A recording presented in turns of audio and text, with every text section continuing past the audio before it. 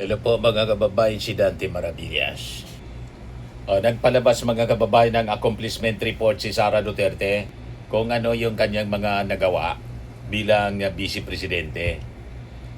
Ngayon, sabi po ni House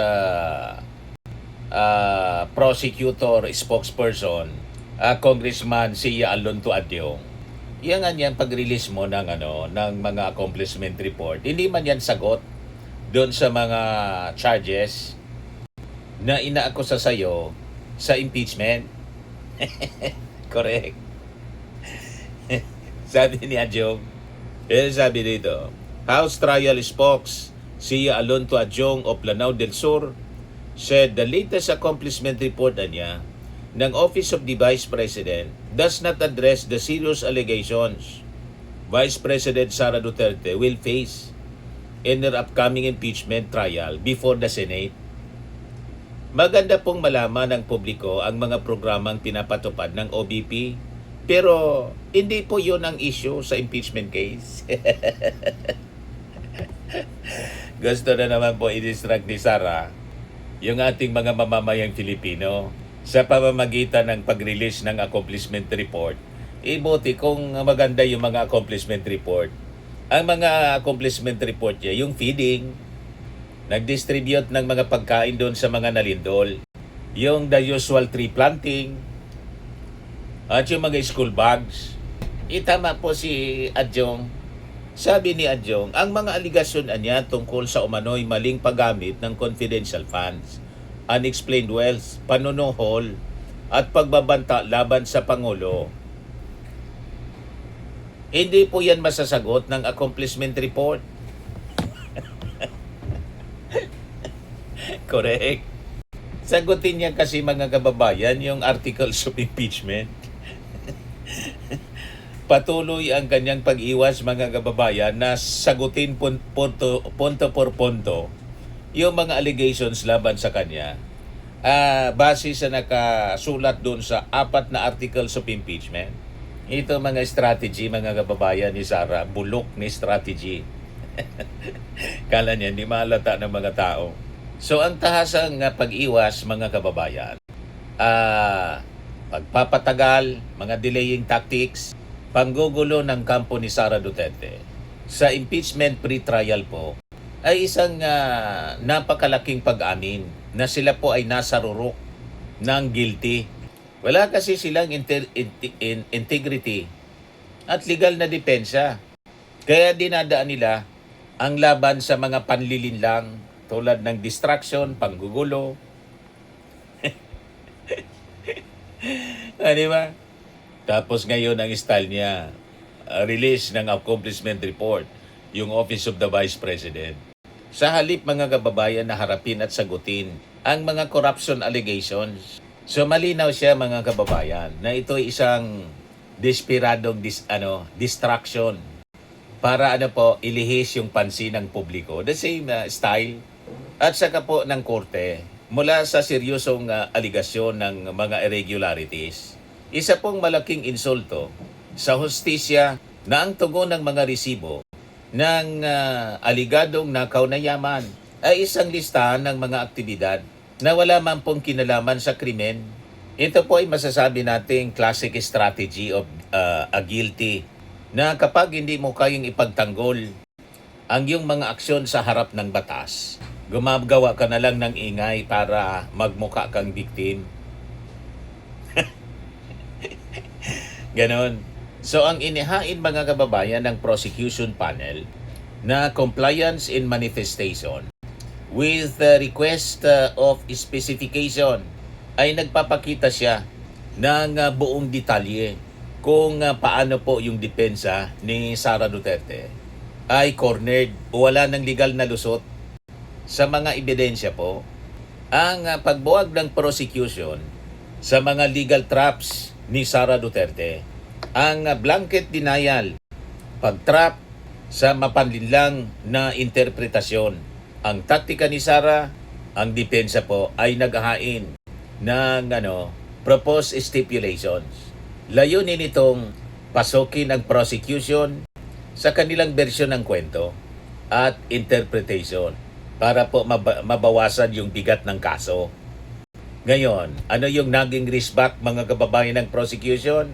Tahasan pong sinalungat ng prosecution ang panlulokong ito sa pagsasabing specifically anya denies each and every allegation, statement, characterization, conclusion, inference, and purported legal effect contained in respondents' proposed stipulation.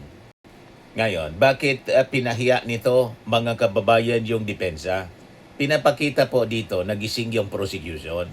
Hindi po sila papayag na gamitin ng kampo ni Sara yung pre-trial conference para lusutan yung batas sa pamamagitan po ng mga mapanlinlang na konklusyon. So, ang admitted only insofar as technique. Ngayon, yung taktika mga kababayan ni Sara, sinubukan po ng kampo ni Sara na ipasok yung mga sulat administratibo gaya po nung liham nung Agosto 22, 2020 ato kaya DBM Secretary Amina Pangandaman upang magbukang legal at dumaan sa tamang proseso ang paggasta po ng pondo. Gumamit pa sila ng mga salitang gratitude for the recommendation upang magpalambot ng imahe. Ngayon, ano yung naging resback ng prosecution po? Nilagyan po ng prosecution ng napakatibay na kural ang pag-amin. Admitted only insofar as it states that the Office of the Vice President wrote then Department of Budget and Management. Ngayon, bakit ipinahiya nito mga kababayan yung depensa? Ang inamin lang po ng prosecution ay yung pag-iral po ng papel, hindi po yung katotohanan ng nilalaman o ang pagiging legal ng transaksyon. Mautak yung prosecution po. Pinag-aralan mabuti yung di ba? Yung kaso. So, pinatutunayan nito mga kababayan na binabaliwala ng prosecution ang drama ng pasasalamat ni Sara. Kasi po, yung sentro ng kaso ay ang mismong irregularidad sa pundo. Hindi po yung palitan ng formal na sulat. Tama. Ngayon, yun naman na request for specification. Ang taktika ni Sara, ayon sa ulat ng mga linggong yon, noong linggong yon, nagsumiti mga kababayan yung depensa ng napakahabang listahan ng saksi nang wala pong malinaw na layunin kung para saan po sila titistigo. So, ang resback ng prosecution, kaya naman nag-request yung prosecution ng request for specification. Inoobliga po nito yung kampo ni Sara na dapat isa-isain mo anyang tukuyin ang partikular na silbi ng bawat saksi at ebidensya. So, dapat isulat mo anya, specific kung ano yon, isa-isahin ninyo. Kasi nga gusto nilang pabain yung trial para pagalin yung ating mga mamamayang Pilipino. Delaying tactics nga po, ubusin yung panahon ng impeachment court. So bakit pinahiya nito yung depensa? Ito kasi po yung rurok ng kanilang delaying tactic. Dahil wala pong maisagot ng konkretong depensa sa mga resibo ng korupsyon. Naglista sila ngayon ng napakaraming pangalan. Mga testigo, mga saksi, para lang humaba, sumalimuot, bumagal yung pre-trial. Nalata yun ng prosecution. So sinupil ito ng prosecution mga kababayan sa pamamagitan ng pagpilit sa kanila na maging tiyak dahilan para mabuko na fishing expedition o panggugulo lang yung kanilang mga ginagawa. Di ba, mga kababayan? Ngayon, dito sa form over substance, ang kawalan po ng tunay na defense response. Ang naging taktika ng kampo ni Sara, sa halip na sagutin mga kababayan yung mga seryosong krimen na nakasaad po doon sa Articles of Impeachment, gaya ng paglabag sa konstitusyon at pagtataksil sa tiwala ng publiko. Nagsumiti ang kanyang kampo ng accomplishment report.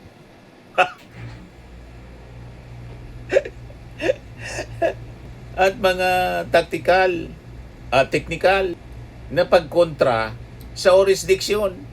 Ngayon, ano yung naging result ng prosecution po? Malinaw na ang tugon ng prosecution dito ay yung pagpapakita na ang depensa mga kababayan umiiwas sa hustisya. Ngayon, bakit ipinahiya nito mga kababayan yung defense?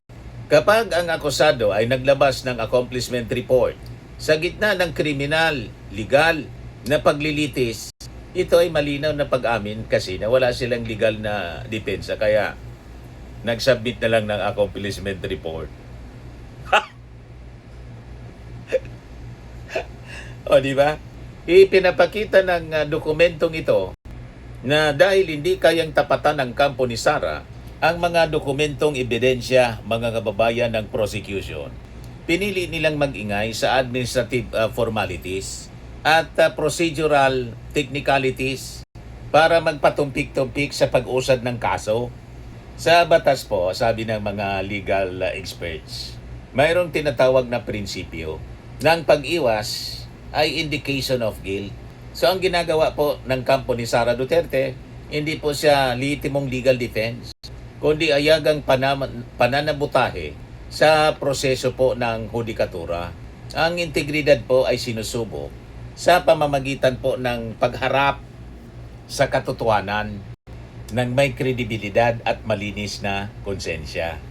Ang pagbaha po ng mga walang kwentang saksi, ang pagtatago sa likod ng mga accomplishment report na wala man pong kinalaman sa krimen, at ang paggamit ng mga proposed stipulations upang manipulahin ang interpretasyon ng batas ay mga galaw po ng isang laspag at korap na makinarya na takot sa hustisya mga kababayan. Simple lang po, kung walang tinatago si Sara, bakit kailangang dumaan sa butas ng karayom ang bawat takbang ng simpleng pre-trial? Ang kanilang taktika po, malinaw na pag-amin. Cornered na kasi sila ng mga ebidensya. Kaya oras na lang, buying time, oras na lang yung kanilang binibili. Kasi po mga kababayan, ang taong malinis ang konsensya, hustisya po yung hinaharap.